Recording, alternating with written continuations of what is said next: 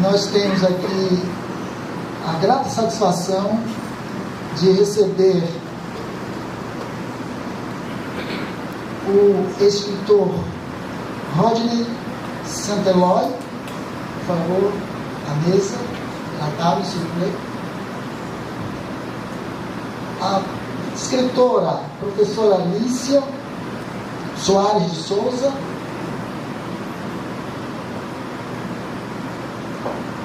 Quero convidar o professor Pedro Daniel Souza, representando a nossa magnífica reitora Adriana Mármore, da UNEB. Quero convidar o escritor, organizador de um dos livros que nós teremos o prazer de conhecer hoje, Taurino Araújo.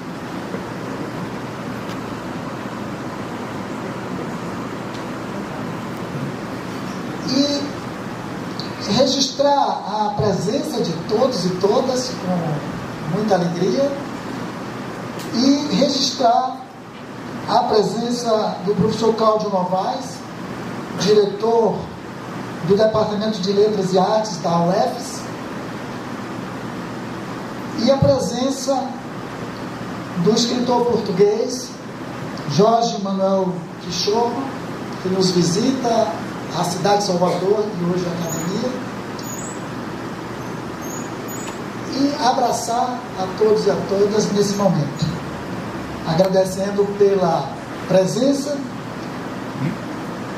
dizendo que os nossos eventos nesta academia contam com o apoio financeiro do governo da Bahia, através do Fundo de Cultura, da Secretaria da Fazenda, Cefaz, e Secretaria de Cultura da Bahia, Secult, e da Assembleia Legislativa da Bahia, que são os órgãos de fomento à cultura baiana, que são nossos parceiros, portanto. Vamos então nos acomodar nesta mesa, e eu quero dizer a vocês que Rodney Santeloy, nascido no Haiti e radicado no Canadá, é editor-chefe de Memoir de Crier, Memória de Tinta, editora que publica livros de autores ameríndios, editora que acolhe livros de imigrantes de língua francófona. Ele é membro da Academia de Letras do Quebec, escreveu, entre outros livros, Os Racistas Nunca Viram o Mar, Les Racistes N'ont Jamais Vu la Mer, e também Não Trairemos o Poema, talvez o poeta, porque no original, poema, então, Nous ne trairons pas le poema. Vamos ouvir então esta conferência do grande escritor através da mediação da professora Alicia Soares de Souza, professora emérita da UNEB, que hoje lança o livro Como se faz um deserto, Semiosferas do bioma da Caatinga, que sai pela editora Mondrongo, professora da UNEB e de outras universidades, professora na Universidade do Quebec, e grande pesquisadora da literatura brasileira, da literatura de Canudos, escritora premiada, e que hoje tem aqui o lançamento de uma fortuna crítica da semiótica de Alicia Soares de Souza, que é um livro reunindo vários e vários autores em torno da trajetória da obra de Alicia Soares, organizado por Taurino Araújo. Eu passo a palavra, portanto, à professora Alicia Soares de Souza, que conduzirá a fala ao nosso convidado a partir disso, ele fará a sua apresentação.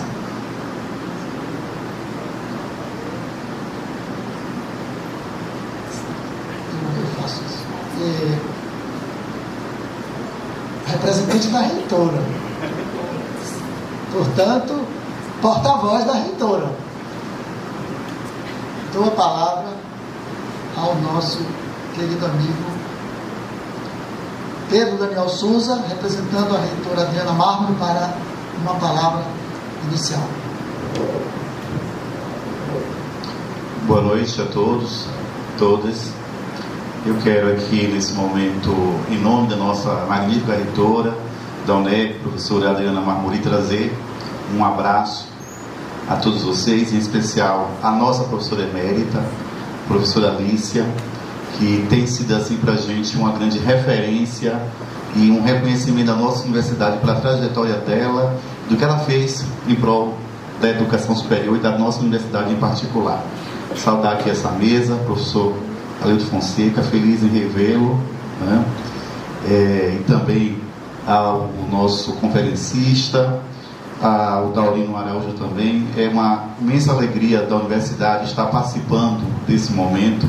Infelizmente a nossa reitora não pôde estar aqui para trazer este abraço por conta de uma agenda na nossa universidade no campus de Paulo Afonso, mas não poderíamos deixar de estar neste lugar também, reconhecendo essa trajetória e essa importância que a nossa professora Alicia teve no seu e tem ainda, porque ela tem feito ainda trabalhos, tem desenvolvido suas pesquisas, enfim, é para a gente uma oportunidade ímpar de reconhecimento, né, de uma grande pesquisadora, educadora.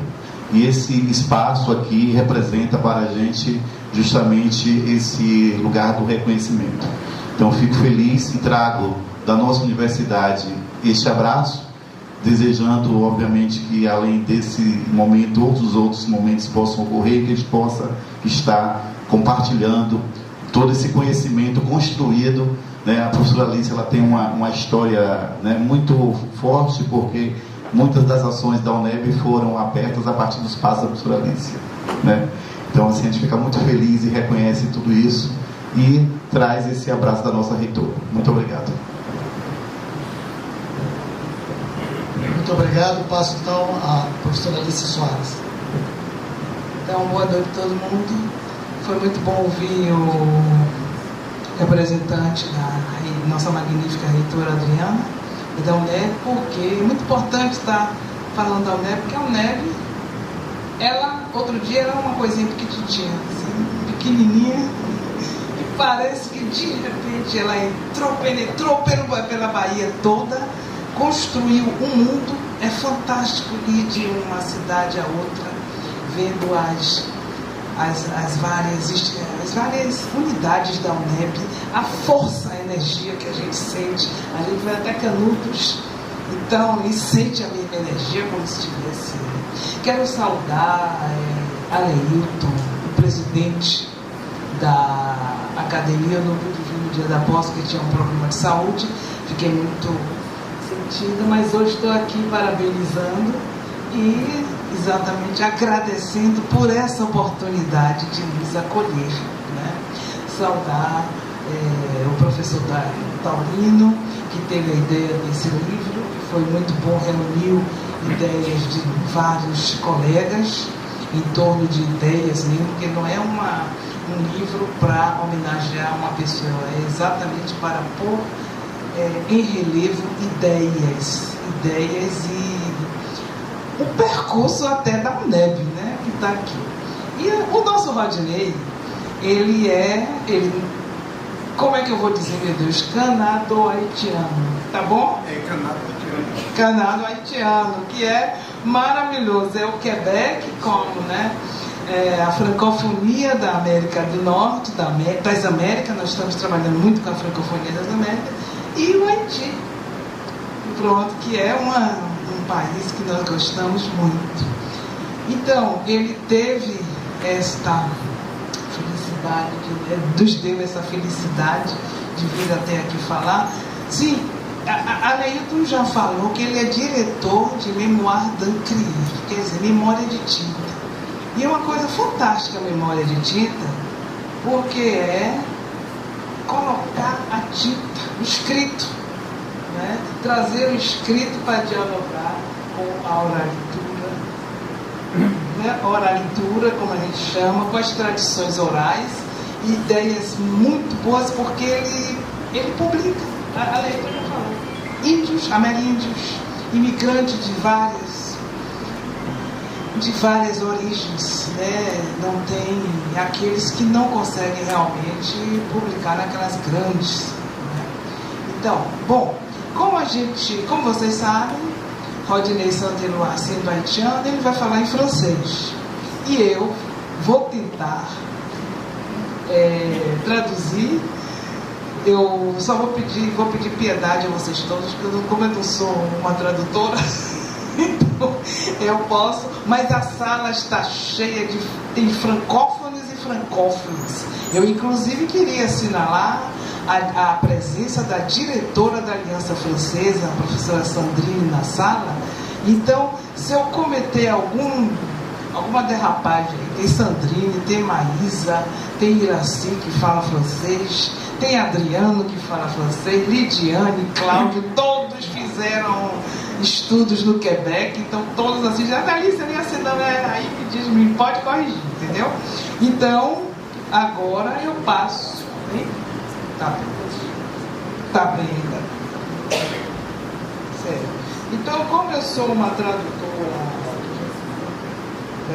né? Eu faço sempre as traduções tomando nota assim para as palavras, que é para não me esquecer.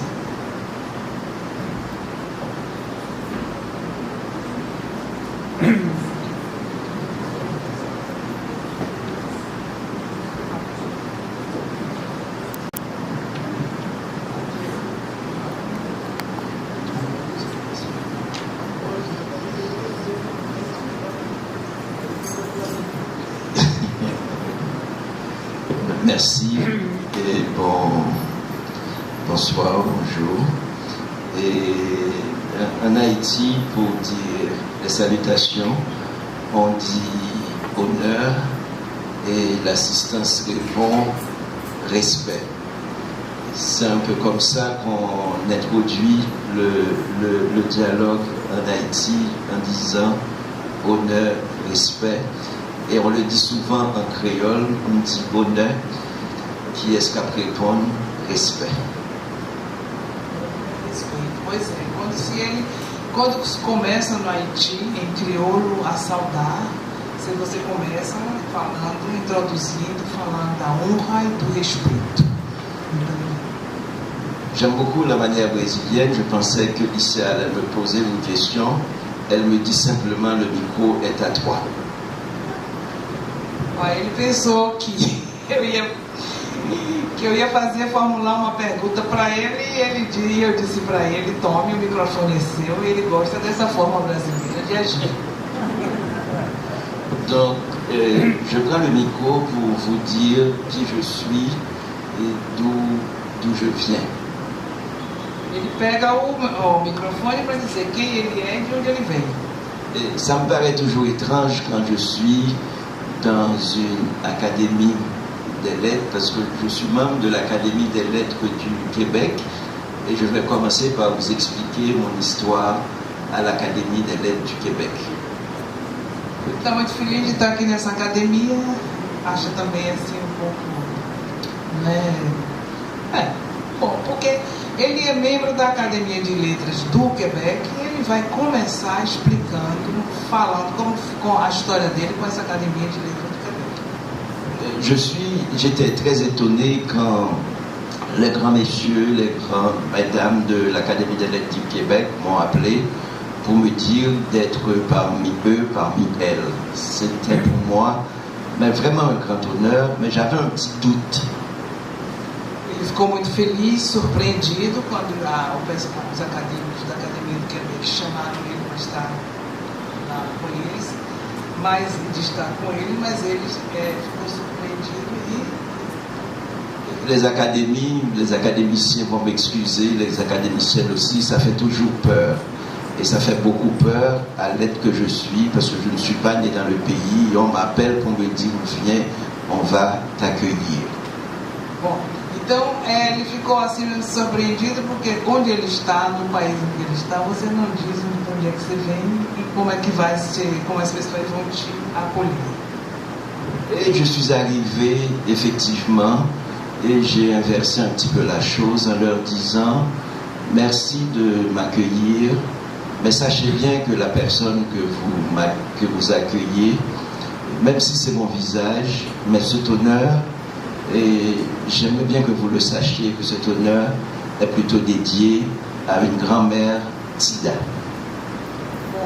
Na fala anterior ele tinha falado até de medo que ele ficou quando chamaram ele. E ele disse, eu cheguei lá na academia e disse assim, vou inverter tudo, porque eu vou agradecer que você me chame, mas eu quero dedicar essa honra de estar aqui a uma pessoa que é uma avó que se chama Tidiana. Et pourquoi Tida? Je leur ai expliqué pourquoi Tida, c'est fondamental pour moi parce que Tida, c'est ce qui m'a précédé et je suis parmi des notables, parmi les grands écrivains, les meilleures plumes du Québec. Et je leur ai dit, et comprenez bien, je suis un être de paradoxe. Je suis un être de paradoxe, j'accepte ce prix, cet honneur au nom de Tida. Mais sachez bien que vous célébrez l'écriture, vous célébrez la lecture. Et Tida, c'est la personne qui m'a donné l'alphabet, qui m'a donné l'écriture. Cette grand-mère, elle m'a donné la lecture. Comme je suis un être de paradoxe, la vérité, c'est que Tida ne savait ni lire, ni écrire. Bom, então, ele diz, é fundamental saber que está dedicada para essa pessoa, quem decide ele, porque ele diz assim, eu sou uma pessoa de paradoxo, uma pessoa paradoxal do paradoxo, porque este prêmio, esta distinção de estar na Academia de Letras, quer dizer que eu estou junto das pessoas, dos maiores escritores do Quebec, né? As grandes plumas do Quebec, mas eu vou dedicar esta honra a uma pessoa que não sabia, que me deu o alfabeto, mas era uma pessoa que não sabia nem ler nem escrever. Então esse é o meu ser de paradoxo, que é a Tida. Et comment Tida s'est pris pour m'apprendre à lire et à écrire, pour m'offrir l'écriture, c'était très simple. Tous les soirs, elle me faisait lire dans la Bible le psaume 23. C'est un psaume qu'on lisait tous les soirs. Elle me disait la page, elle me disait prends la Bible. Et puis, je lisais avec elle et elle connaissait par cœur le psaume qui disait l'Éternel est mon berger, je ne manquerai de rien, il me fait reposer dans de verts pâturages. Tous les soirs, comme ça, on reprend le même psaume. Então, como é que Tida levou ele a ler e a escrever? Ele, como Tida ofereceu a leitura, como ele diz, é que todas as noites levava ele a recitar o Salmo 23. Abria a Bíblia, botava ele para ler o Salmo 23, e que diz o Senhor meu pastor, e que levou ele a saber como é que ele estaria lendo, já estando entre as letras. Et puis ce qui est étonnant, le paradoxe aussi, c'est que chez Tida, il y avait, c'est pas ce qu'on peut appeler un coin de bibliothèque, mais il y avait des livres. Il y avait des livres, donc il y avait la Bible, mais aussi il y avait vraiment des livres qui étaient dans la maison comme une espèce de décoration. Donc je suis élevé dans une bibliothèque qui est la bibliothèque de Tida. Et puis je me suis toujours posé la question, et je pose la question aux gens de l'académie, comment quelqu'un qui ne sait pas lire, qui ne sait pas écrire, a chez elle des objets fétiches qui s'appellent le livre.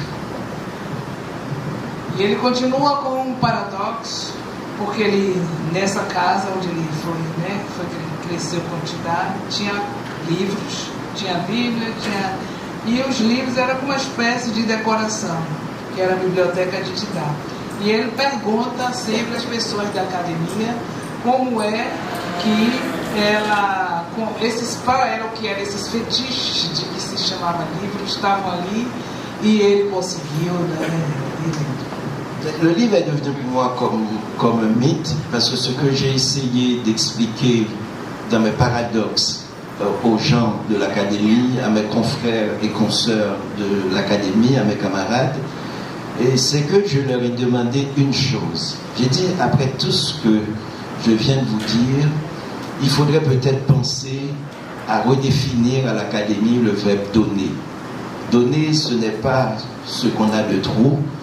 Donner, selon Tida, c'est donner ce qu'on n'a pas. C'est-à-dire donner l'impossible. Tida n'avait pas l'alphabet et Tida a tout fait pour m'offrir ce qu'elle n'a pas, qui est l'alphabet. Bom, então vai dizer o livro é um mito, mas também esse paradoxo que ele fala na academia, que é uma coisa que tem que pensar redefinir a academia. Porque ele diz o verbo, a partir do verbo dar, que é o verbo, dizer, como é que a gente vai ver o verbo dar? Porque ele diz assim, Tilda deu o que ela não tinha, que era a leitura, era o impossível, né? O impossível ela dar para ele leitura, porque ela não sabia, ela não tinha o hábito de leitura e ela deu o impossível.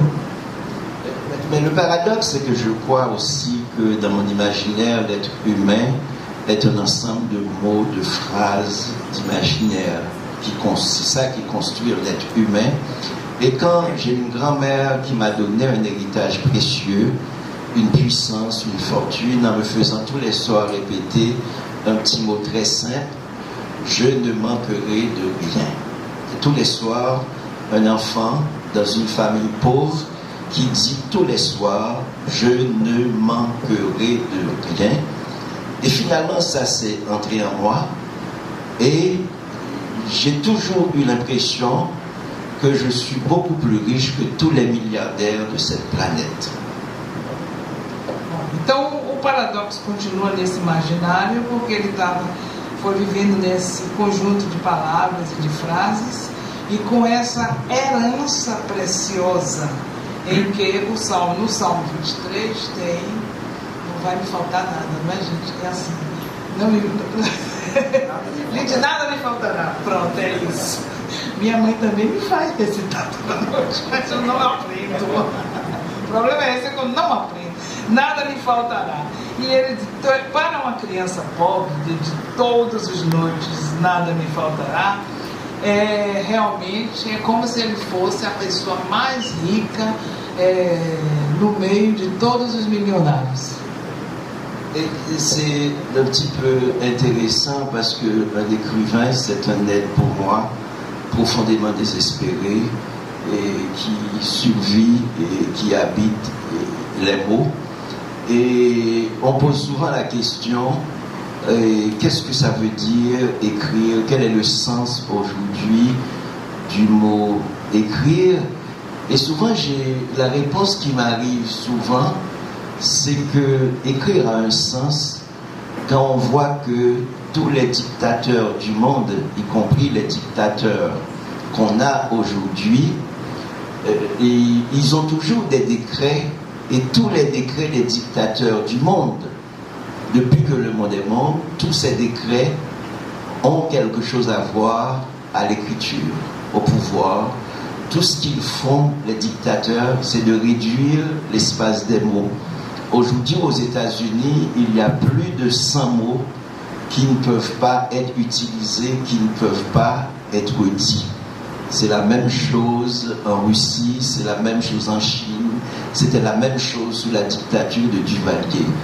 Donc ça veut dire pour moi, si les gens qui se croient les plus puissants se mettent à combattre les mots, ça veut dire pour moi que les mots veulent dire quelque chose.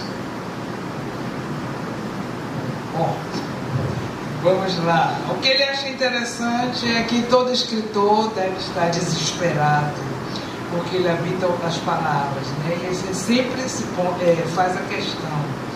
Escrever traz sempre uma resposta, no sentido que ele busca esse sentido, é que todos os ditadores do mundo, eles publicam, eles têm acesso à escrita, eles publicam decretos de ditaduras no mundo, em qualquer lugar, E eles usam a escrita, não é? E o que eles estão fazendo agora é reduzir cada vez mais os espaços das palavras, cada vez mais reduzindo as palavras, porque, por exemplo, nos Estados Unidos já tem 100 palavras que são proibidas. A China faz a mesma coisa, Duvalier, do Haiti, fez a mesma coisa. Então, assim, todos esses homens que são potentes, né, eles começam logo alguma coisa que é combater as palavras. Proibir as palavras. Combater e proibir, né? Quer dizer, levar uma luta contra a palavra.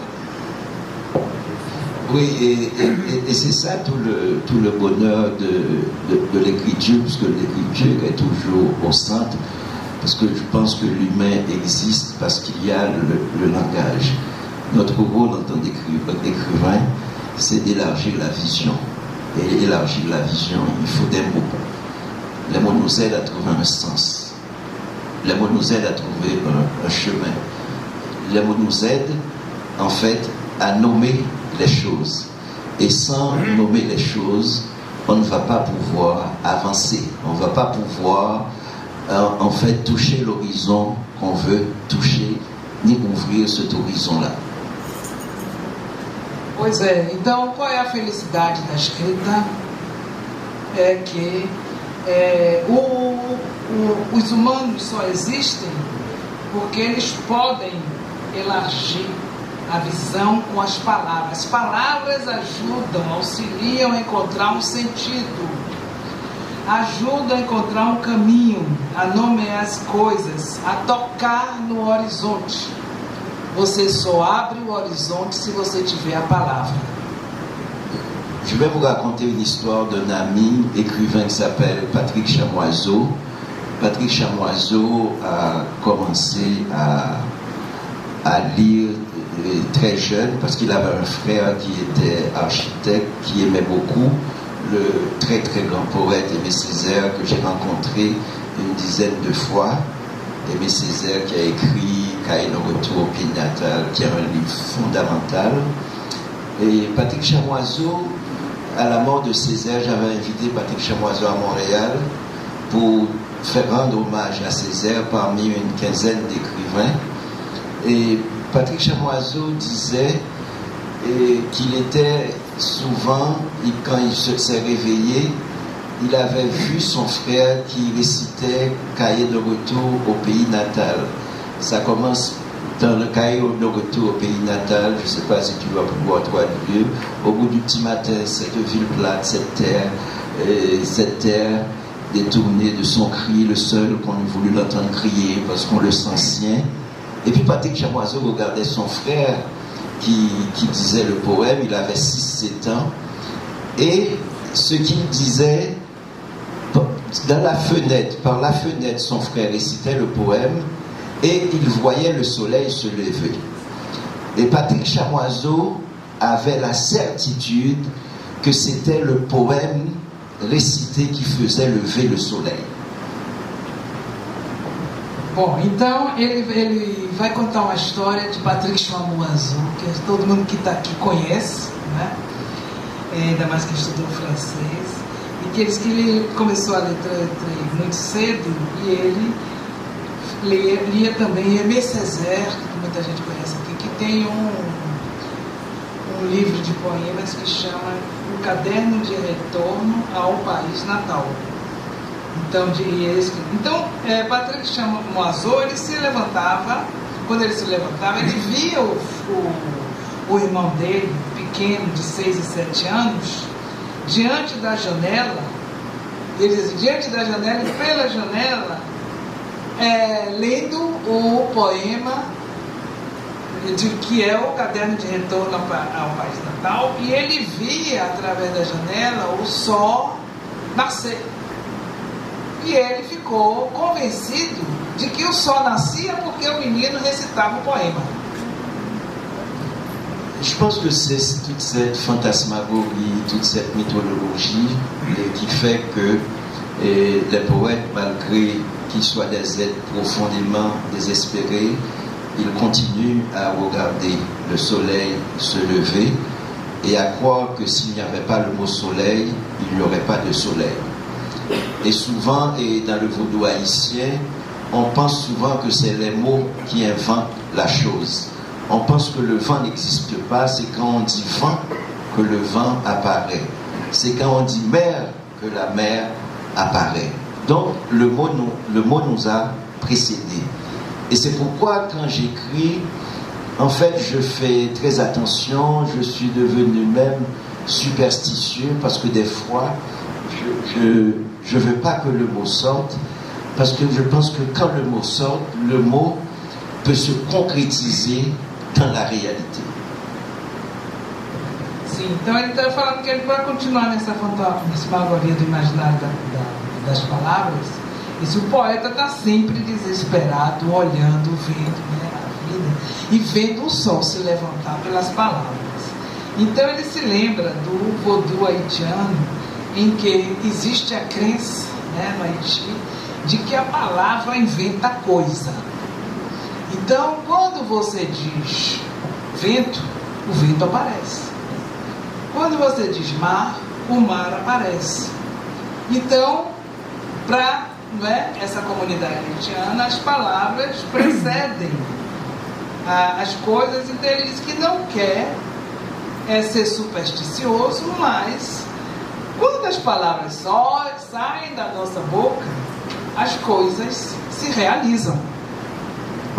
Je vis un dernier paradoxe, après je vais donner le micro à Alicia. Mon dernier paradoxe, c'est que c'est une phrase comme je vis au Québec, je suis un petit peu partout, à travers le monde, en voyageant.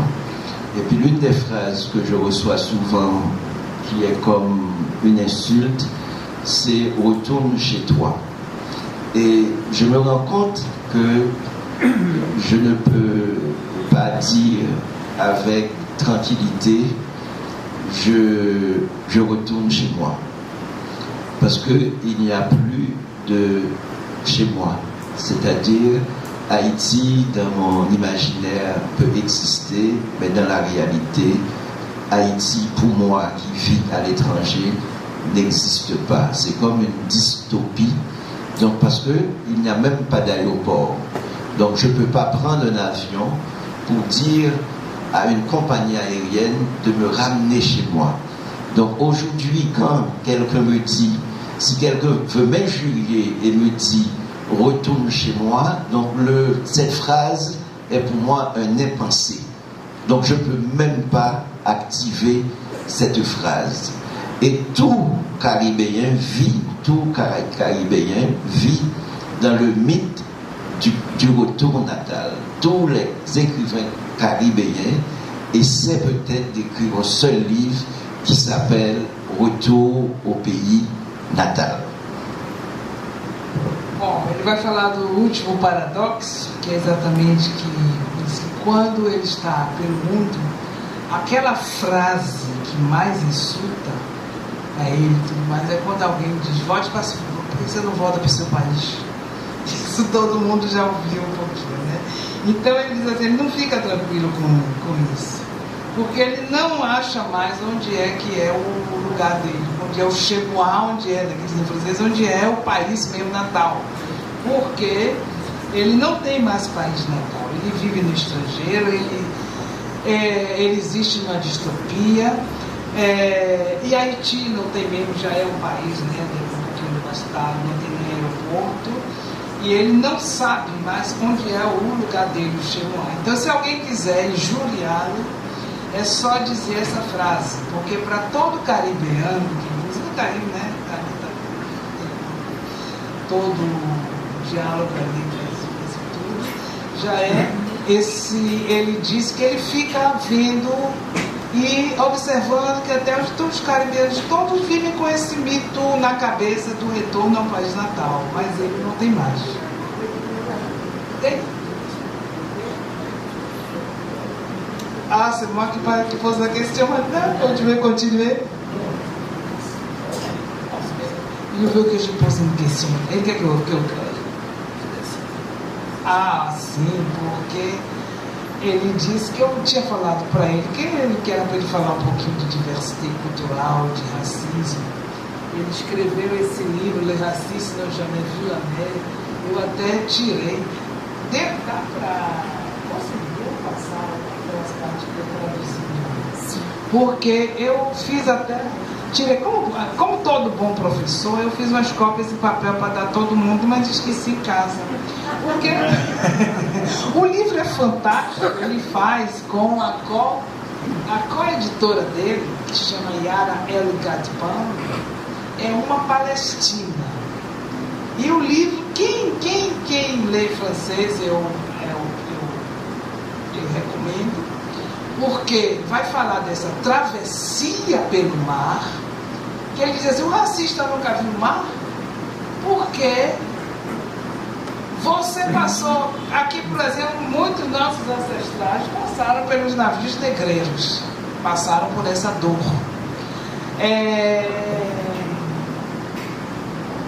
Não é, acho que esse não é o outro, é o que está, acho que mais embaixo. A Yara, por exemplo, ela disse que vivia no Golfo Pérsico, vendo aquelas histórias de Simbal Marujo e tudo mais, até o dia em que ela teve, que ela foi, né? Houve aquele exílio para fora e ela viu aqueles barcos todos se afogando, aqueles imigrantes se afogando pelo mar com aquelas até que ela fala da criança turca, cuja foto correu o mundo inteiro. Então, quando ela chega, olha aí, tá aí. Que é do livro que eu traduzi. Quando ela chega no Quebec, que ela vê, por exemplo, ainda tem aqueles funcionários de imigração que tratam mal imigrantes, né? Aí diz assim, ó, eles não viram o mar. Se eles tivessem visto o mar, desde o início da nossa colonização, eles iam tratar esses imigrantes que chegam com...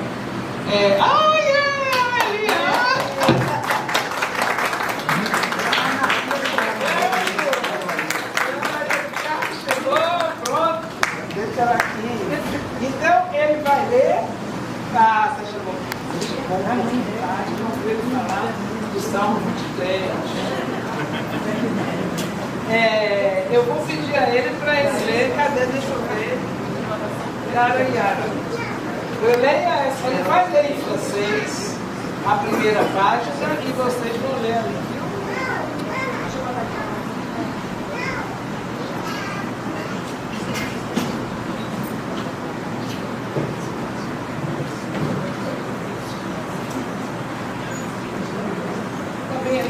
Ela prefere ficar aqui ou aqui? Ela prefere de frente. Sim.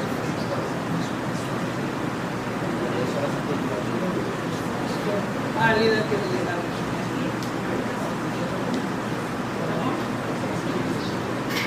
Aí ele vai ler e... Chère Yara, vocês seguem em português. Nous allons parler de racisme et cela m'inquiète et me soulage à la fois, comme si j'avais rendez-vous avec une histoire longtemps occultée, une part de moi-même avec laquelle j'ai encore du mal, et je sens cette part d'ombre grandir lentement. Le mot racisme, c'est tellement difficile comme le mot nègre. Beaucoup plus que des mots, ce sont des histoires, des épopées et tragédies humaines qui font de nous ce que nous sommes. Peut-être que nous devons accepter ce d'inacceptable, dire à voix haute ces mots qui nous ont humiliés. Nous allons parler de racisme en toute conscience, en toute responsabilité et en toute vérité. Je veux que tu saches une chose, le racisme ne prendra pas toute la place. La raison est que j'ai peur de courir après mes ombres, j'ai peur de me perdre dans les labyrinthes d'une histoire qui, même si elle est mienne, ne m'appartient qu'à moitié. Les histoires ont besoin d'être racontées. Alors, nous allons nous raconter. C'est une urgence, je pense, de raconter nos visages, nos itinéraires, nos manquements, nos désirs de lumière et d'éternité.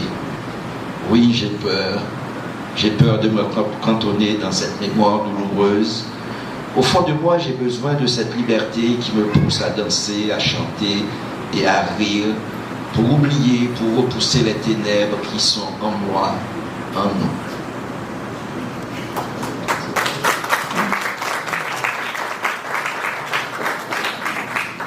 Eu ia propor o seguinte, antes de continuar a ler outros, ele vai ler, a gente ainda vai ler aqui alguns poemas. Se alguém quer perguntar alguma coisa sobre o livro, sobre o texto, para não ficar só a gente falando, se alguém quiser pode perguntar aqui, entendeu? Senão a gente continua e coloca. Não? Eu pensei, não, eu pensei que ele hein? Querem ouvir? Então vamos lá. Ele fez um livro também que chama Nós Não Trairemos o Poema. Porque aí, como eu já contei a história, né, das cartas com Yara, que é exatamente enfrentar, escrever, perguntar por que esse racismo chegando nos lugares depois de ter passado por tanta coisa pelo mar. Que a gente só vê o mar bonito assim, ó, tá lá nos iates e tudo, mas não vê aqueles imigrantes todos correndo. E eu vi numa exposição na Alemanha uns pedaços, carcaça de barco. É uma coisa horrorosa, os pregos assim, ó, então, aquelas coisas todas, né? Então, então ele agora, Não Trairemos o Poema, ele fala também dessa questão do poema. Então, aqueles dois poemas, bota aí o poema, gente, qual foi, que ele vai para ele ler e começa aqui, a gente faz aqui. Esse aí.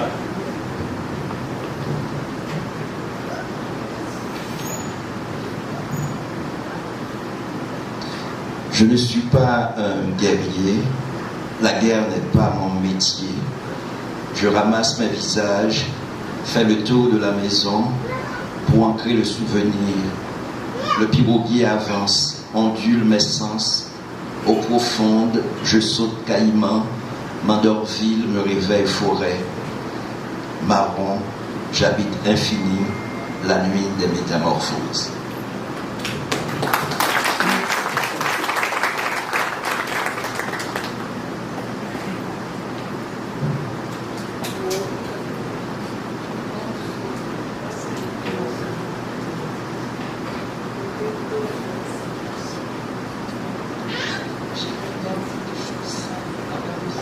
Perdi no lugar.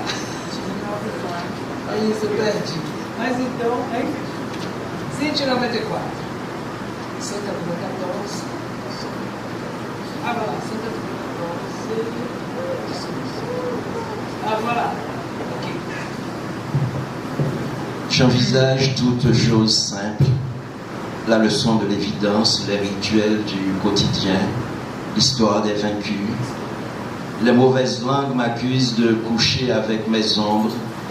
Le juge me conduira au bagne quand je me déclarerai la corde à linge des pendus, des veufs, des désespérés.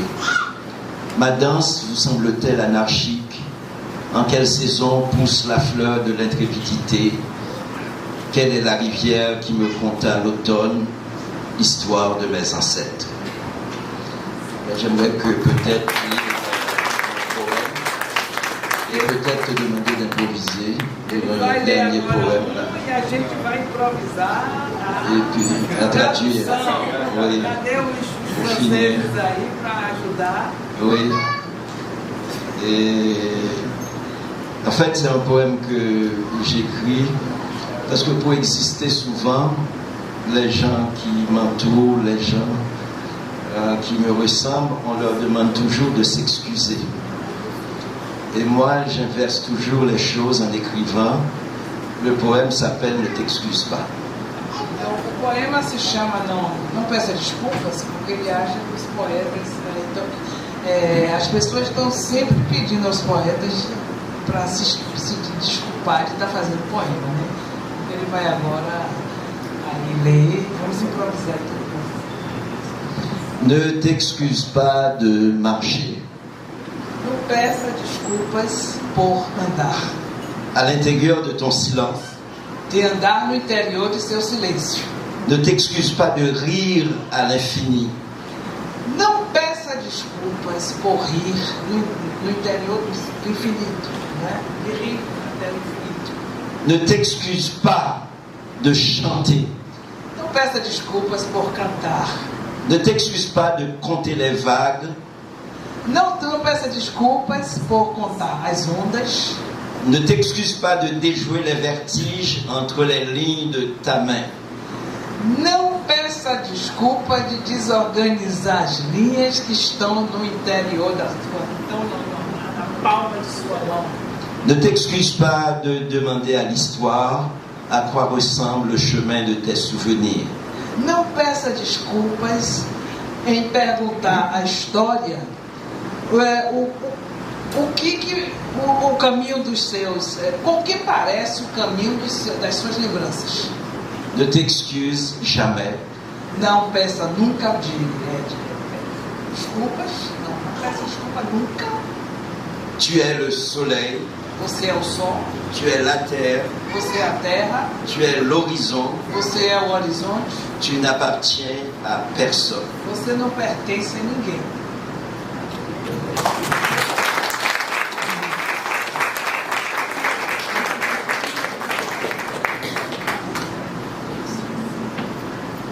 Alguma pergunta? Algum comentário?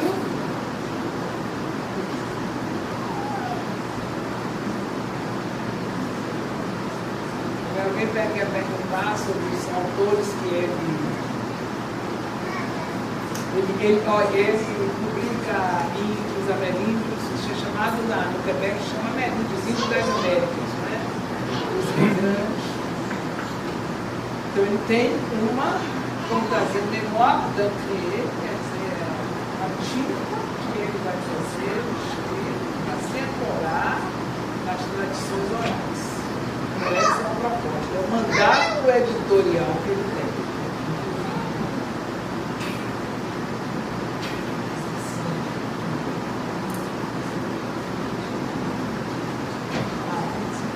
Que primeira recepção?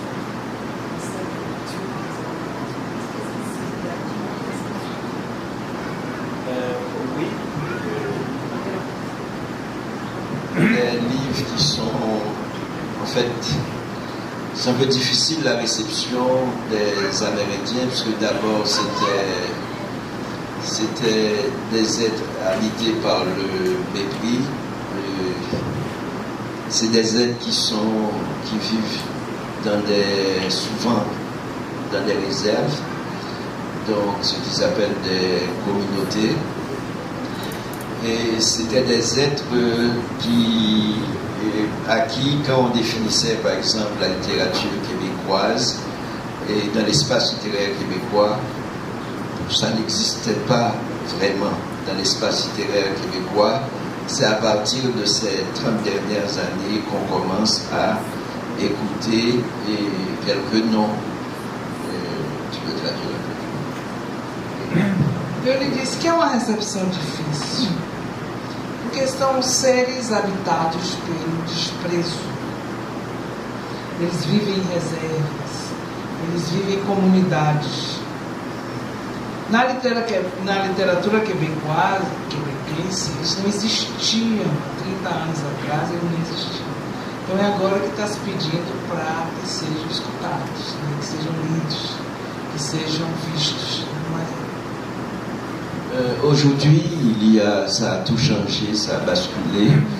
Il y a des auteurs qui habitent, des auteurs autochtones, mais des auteurs autochtones habitent aussi, comme je le disais tantôt, un paradoxe.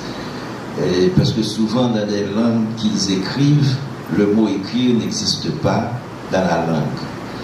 Et c'est peut-être là le paradoxe de l'écriture. Vous écrivez dans une langue et dans laquelle vous écrivez, il n'y a même pas le mot écrire. É dos paradoxos da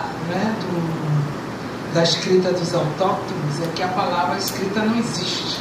Então, hoje as coisas estão mudando, que eles estão escrevendo, porque eles estão buscando a palavra, entrar na palavra que nomeia as coisas, porque é um paradoxo muito grande você escrever numa linha, né, com uma cultura que é a cultura dos autóctonos, onde a palavra escrita, a escrita não existe.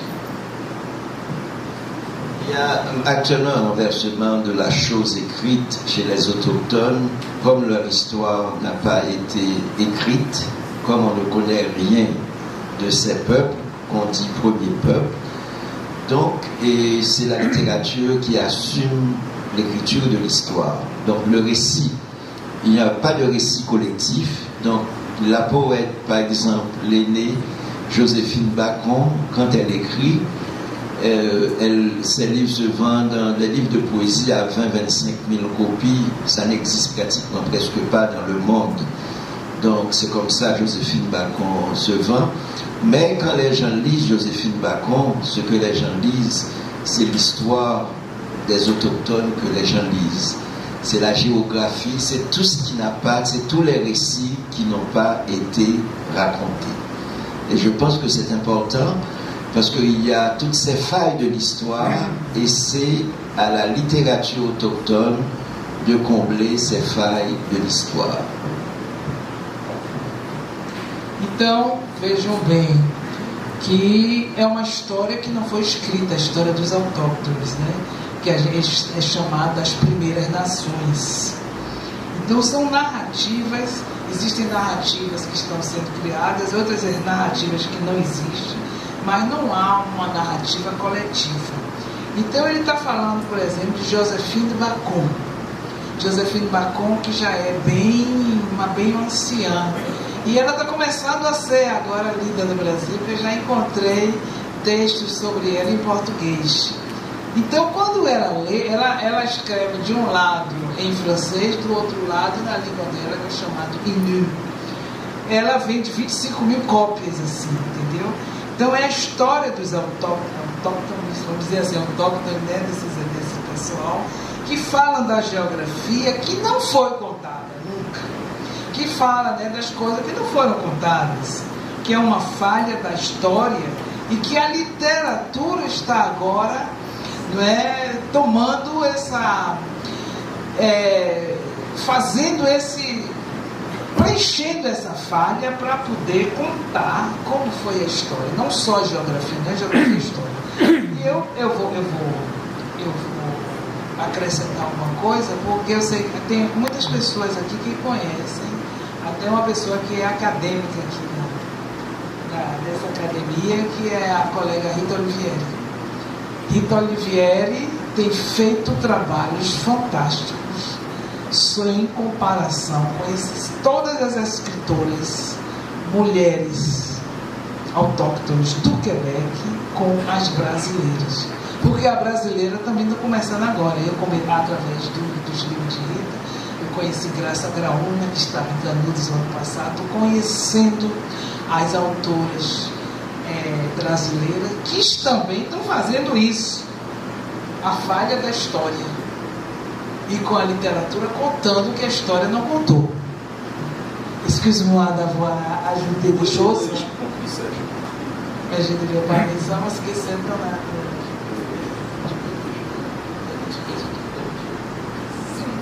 Oui, parce que l'expérience autochtone, c'est une expérience.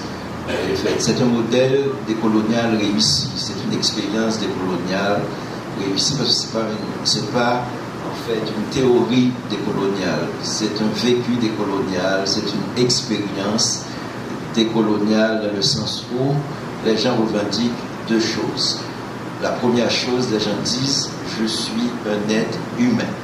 Je pense que c'est fondamental, même le nom des langues autochtones, la plupart des langues autochtones, le nom de ces langues, c'est simplement, ça veut dire être humain. Donc je ne suis pas un animal, je suis un être humain. C'est ça que les gens disent dans leurs écrits, et ce que les gens disent aussi, c'est que le territoire a été volé, j'ai besoin de ce territoire qui m'appartient. Donc c'est une revendication pour le territoire et dans le territoire aussi, revendication pour le langage. Então, o que ele está dizendo que ele vai terminar agora aqui, depois vocês podem perguntar o que vocês quiserem. Mas quer dizer que a experiência com os índios, com os ameríndios, é uma experiência decolonial de sucesso. Não é apenas uma teoria decolonial, porque é uma coisa de sucesso, porque ela é baseada na experiência. Eles reivindicam duas coisas. Eu sou um ser humano. Ele reivindica certas coisas. Eu sou um ser humano, não sou um animal, sou um ser humano. E toda tentativa que foram roubadas dele, usurpadas e tudo mais de ser um ser humano, que está ligado ao território, a linguagem devolve para eles território e a condição humana. Então, até para eu acrescentar também uma coisa muito interessante que no Quebec agora, quando os humanos de viagem no Quebec, toda vez que ele faz um evento em algum lugar, vamos dizer, estamos na Academia de Letras, antes de começar, vocês assim, bom, nós estamos aqui nessa Academia de Letras, mas foi o território do povo, vamos dizer, o nome de um povo que nós usurpamos e não pedimos a eles. Então nós estamos em território roubado. Tudo começa agora assim. Então, obrigada, gente. Vamos lá para baixo, né? Taurino quer dizer alguma coisa, porque ele organizou um livro. Eu vou dizer só para vocês, nós tínhamos 2 livros para lançar. Aquele do Sertão de Canudos não chegou. Eu estou triste, chorei agora.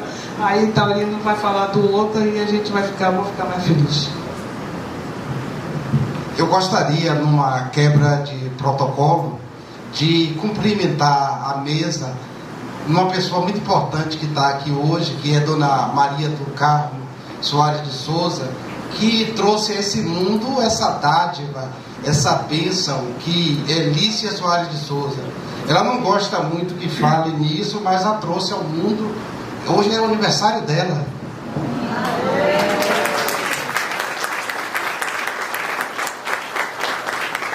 Então essa obra ela foi planejada com a intenção de celebrar uma quadra importante que seria os 30 anos de ideologia e representação, que é a Magna Opus de Lícia, e também celebrar o aniversário dela, porque a vida ela é marcada de momentos álgidos, de momentos mais difíceis, de tempos rápidos, de tempos mais vagares, e aí nesse contexto todo há um momento de celebração, um momento de coroamento.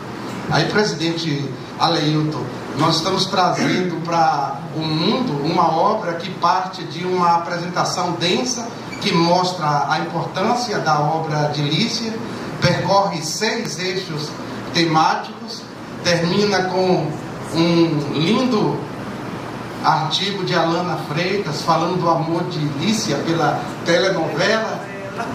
É a telenovela que ela alçou a um status importante.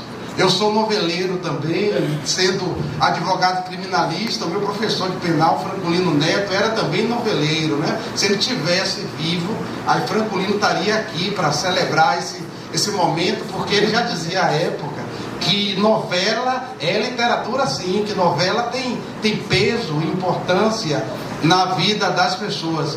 Então Lícia foi pioneira nesse campo do virtual e da virtualidade, né? Ela sonhou com essas coisas, e nesse mundo do e-mail, nesse mundo da internet, é que nós vemos o pensamento, como o pensamento dela é importante. Eu vinha conversando com o Uber, e o Uber entendeu tudo, né? A superabundância de imagens para o nosso tempo, é imagem para tudo quanto é lado, é disso que trata Signos em Trânsito, essa superabundância de símbolos. E aí nós terminamos com um epílogo interessante, que é o epílogo de Nayara Negreiros, que é uma musicista que traz Lícia. Ela coloca Lícia, passa Lícia do cut para o pop. Aí ela traz Lícia na iconização de Clementina de Jesus, né? Mulheres poderosas e totalmente donas de si. Então, esse momento é um momento assim lindo, um momento de celebração. O pensamento de Lícia é um pensamento denso que percorre por todas as ciências humanas, né? E quando a gente fala em autoctonia, eu me lembro agora que eu fiz um poema, o Rian Parretre, que lembra muito essa questão que Rodney traz aí, que é a questão da fala aos autóctones, que pelo domínio da palavra, e principalmente a palavra poética, a palavra fenetre, a janela, a abertura para o mar. Então isso aí abre uma possibilidade nova, porque nós somos mesmo, como ele falou, a palavra que nós sabemos, a palavra que nós dominamos, a palavra que nós conseguimos alcançar.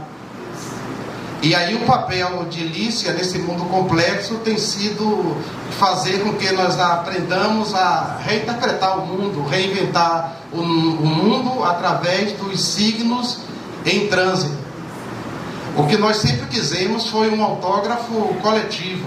O livro começa com uma página em branco e eu convido a todos para que nós façamos o que ela já falou para fazer depois que o presidente encerrar esse momento, que é descermos para esse autógrafo coletivo, que é uma celebração de memória, é uma celebração de vida e a celebração de um resultado bem sucedido. Aí por esse resultado bem sucedido, parabéns de novo para a Dona Maria do Carmo. Ela trouxe ela aqui porque às vezes eu tinha dito para ela que ele falou que aprendeu com a avó recitando, entrou na palavra pela avó recitando o Salmo 23 todos os dias. E eu disse, eu aprendi com ela que me alfabetizou. E na época não tinha condições de ter empregada nenhuma, e ela ficou grávida do meu outro irmão aqui, né, que já foi. Então ela não tinha como levar para a escola, não tinha. Então ela fez assim, vou alfabeto. Eu levei muito tempo para ir para a escola, viu? Eu acho que é por isso que eu fiquei meio tonta na vida, porque a socialização demorou muito. Tá bom, gente, então vamos descer, né? Vamos. Se alguém quiser aí uma pergunta. Alguma pergunta? Não. Então, nós queremos agradecer a todos e a todas pela presença. Agradecemos ao escritor Ney Santaoá por essa bela conferência. Agradecemos à professora Lícia Soares de Souza. Parabéns, professora, pelo seu dia. Dona Maria do Carmo, parabéns. E queremos agradecer a professora Lícia pela tradução, belíssima tradução, simultânea, e agradecer a Taurino pelas palavras, a Pedro pela presença, e convidamos a todos e a todas para lá embaixo confraternizarmos pelo aniversário e pelo lançamento do livro, pela presença do nosso convidado, Santa Laura. Então eu só ia dizer o seguinte, o texto que eu traduzi,